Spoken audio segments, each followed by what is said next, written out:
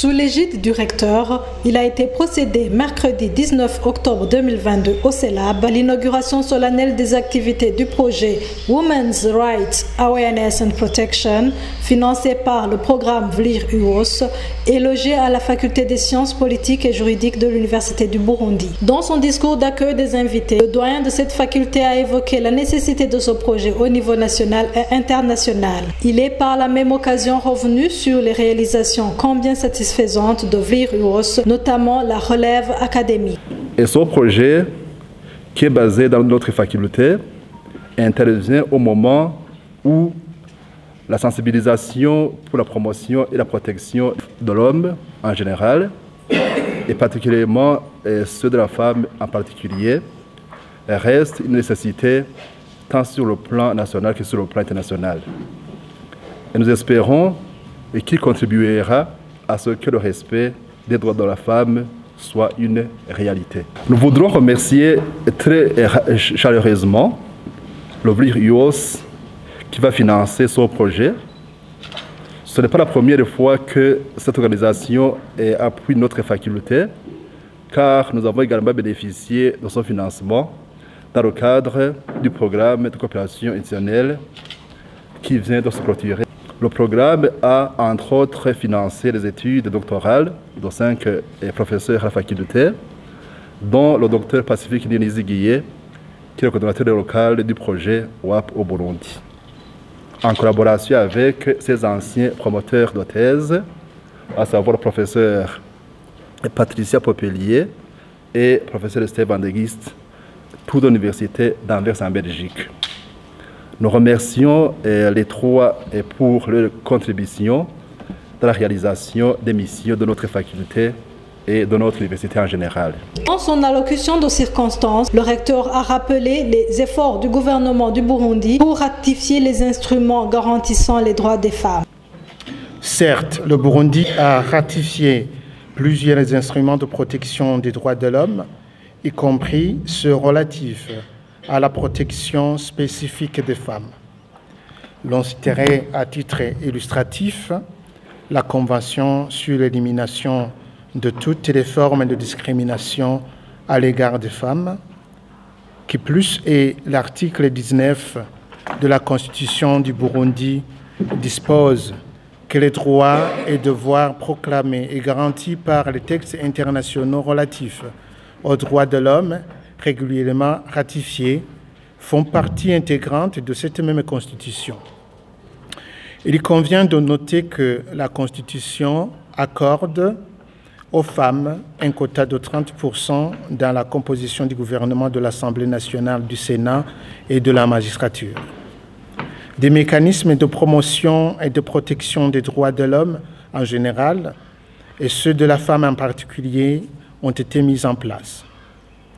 C'est le cas notamment de la Commission nationale indépendante des droits de l'homme et du Forum national des femmes. On peut apprécier également le rôle joué par les associations de la société civile œuvrant dans le domaine des droits de l'homme en général et en particulier ceux de la femme.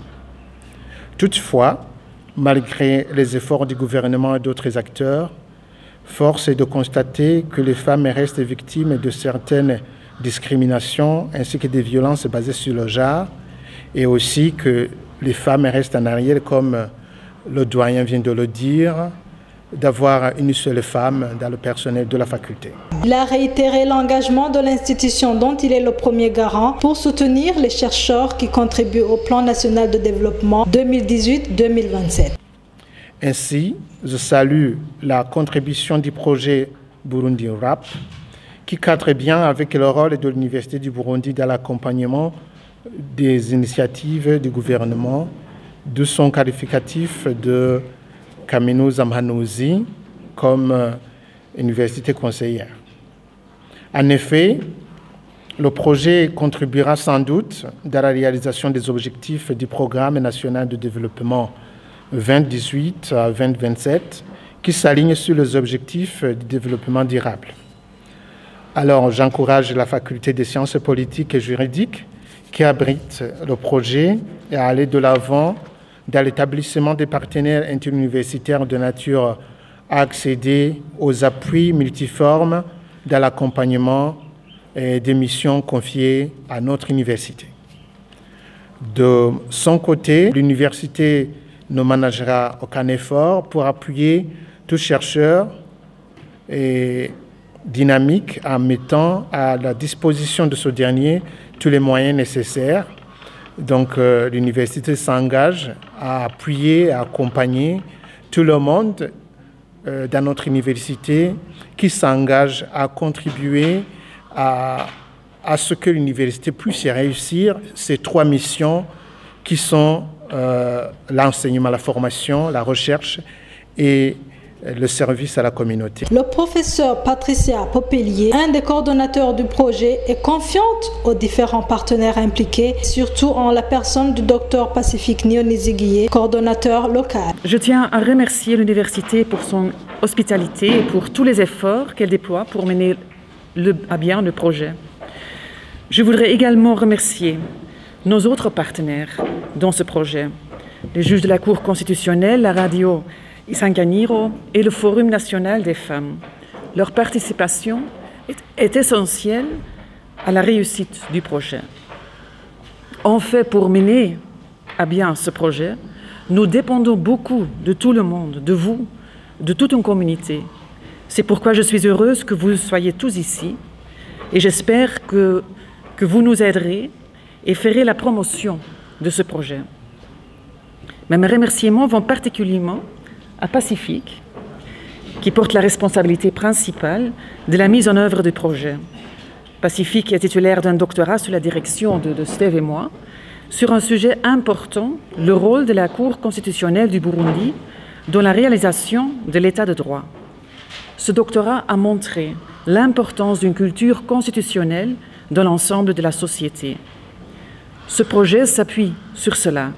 L'intention de travailler là-dessus dans la pratique avec un accent particulier sur les droits des femmes.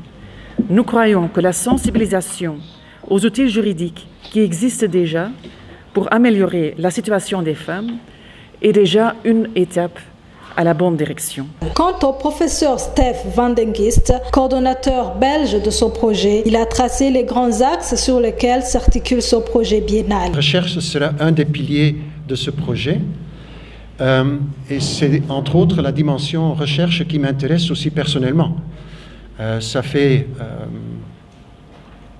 bien des années, j'ai oublié un peu le nombre, mais bien des années que je m'intéresse au Burundi pour ce qui est ma propre recherche. Donc le lien entre le droit, la politique et la paix au Burundi me passionne depuis très longtemps. J'ai même un site web qui est consacré à ce sujet. Je me permets une petite page de publicité.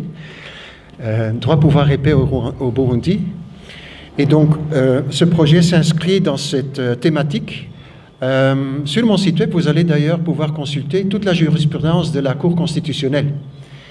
Et je crois pouvoir dire que cette base de données, la jurisprudence de la Cour constitutionnelle, a été très utile pour la recherche doctorale qu'a menée Pacifique. Et donc la Cour étant un des partenaires de ce projet, je crois que tout y est pour en faire un grand succès. Évidemment que la recherche sera également un des piliers parmi les activités du projet. Et nous avons l'ambition, avec toute l'équipe, d'analyser par exemple la jurisprudence de la Cour constitutionnelle en ce qui concerne la promotion et la protection des droits de la femme. À ma connaissance, Monsieur le Doyen, cela ne fait pas encore l'objet d'une publication. Et donc, il y a bien du matériel, il y a des centaines d'arrêts de la Cour constitutionnelle que nous allons essayer d'analyser pour voir quelle a été jusqu'ici la justice constitutionnelle dans ce domaine et comment créer de nouvelles opportunités au niveau de la Cour constitutionnelle. Troisième mot-clé, enseignement. C'est bien évidemment le deuxième pilier de chaque projet académique. Enseignement, dans le cadre du cours droit constitutionnel avancé, nous allons intégrer notre projet à travers ce qu'on appelle en bon flamand, mais c'est du latin, capita selecta, donc des questions choisies. On va consacrer donc une nouvelle unité, un nouveau cours au sujet de la droit et politique constitutionnelle et le genre.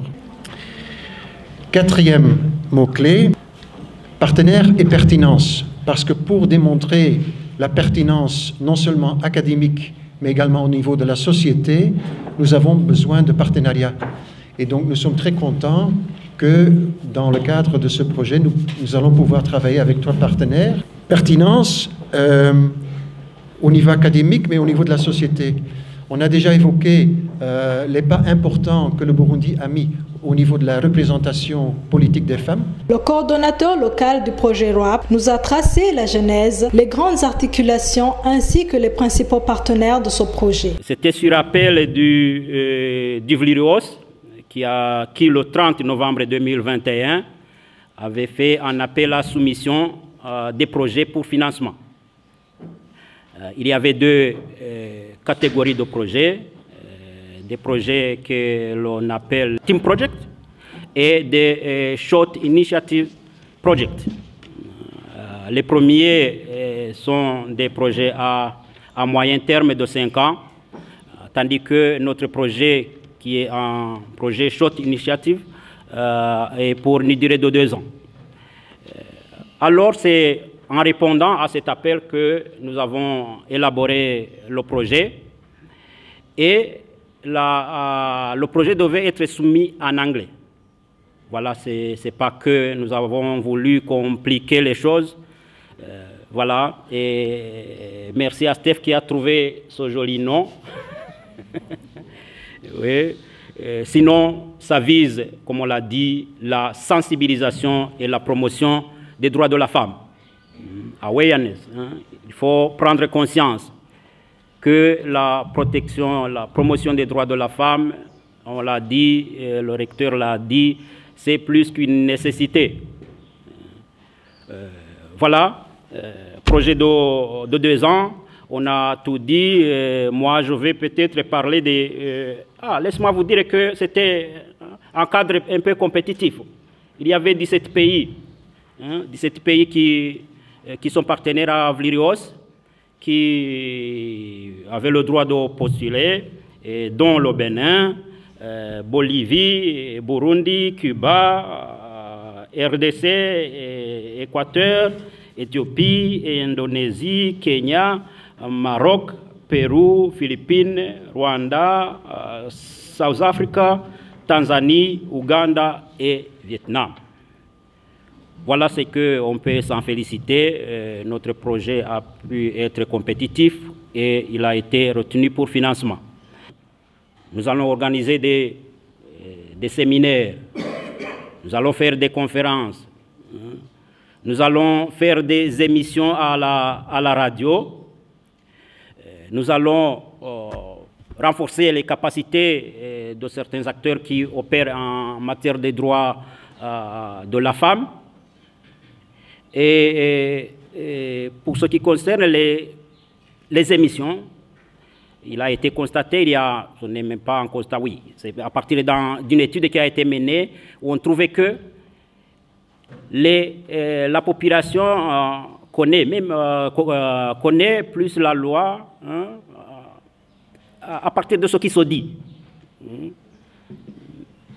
Même souvent, on a constaté que même les avocats, dans certains cas, ne connaissent pas nécessairement la loi par les livres, par les codes et lois. C'est par d'autres canaux qu'on transmet ce qui se trouve dans les lois. Voilà pourquoi, alors, pour ce qui concerne notre pays, on a constaté que les radios ont une audience très importante par rapport aux autres, aux autres périodiques qui sont écrites.